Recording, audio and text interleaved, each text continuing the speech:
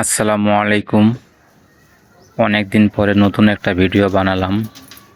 তো ভিডিওটা বানার মেন উদ্দেশ্য হলো মানে গত কয়েকদিন ধরে দেখতেছি যে কবুতরের শেডটা পরিষ্কার করা হয় না।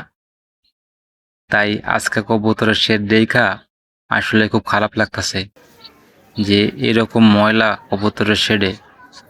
এরকম ময়লা হইলে তো কবুতর অসুস্থ হয়ে যাবে।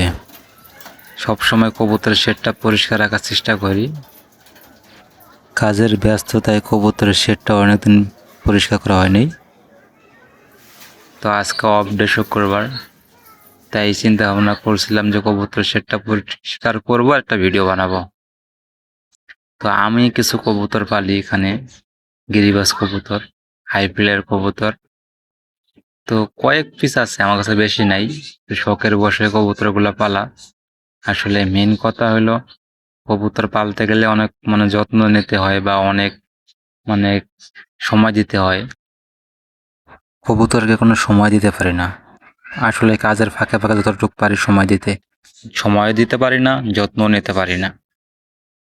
কবুতরের শেডের অবস্থা এমন অবস্থা হয়ে গেছে যা আর কি বলবো, দেখতে তো পারতেছেন আপনার ভিডিওটা। তো এইখানে কিছু ডিম বাচ্চা করা আছে, দেখেন। এই যেখানে এক জোড়া বাচ্চা বের হয়েছে, এখনো ছোট, 4-5 দিন বয়স হয়তো সম্ভবত হয়েছে। আর এখানে এক জোড়া বাচ্চা বড় হয়েছে। তো এই জোড়া বাচ্চা হাই ফ্লেয়ার বাচ্চা, অনেক উড়বে, 2-2.5 ঘন্টা নর্মালি উড়বে। এই যেখানে একটা বাচ্চা আছে, একটা বাচ্চা মারা গেছে, এখানে ডিম সহ আছে, হয়তো আর 2-3 দিন লাগবে, তাহলে ডিমটা ফুটে যাবে। তো সব মিলাইয়া কিছু কবুতর পালি, হাই ফ্লেয়ার কবুতর।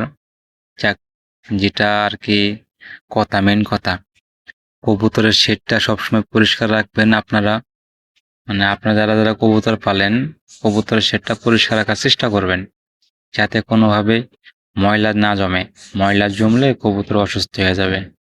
এই দিক দিয়ে অবশ্যই খেয়াল রাখতে হবে।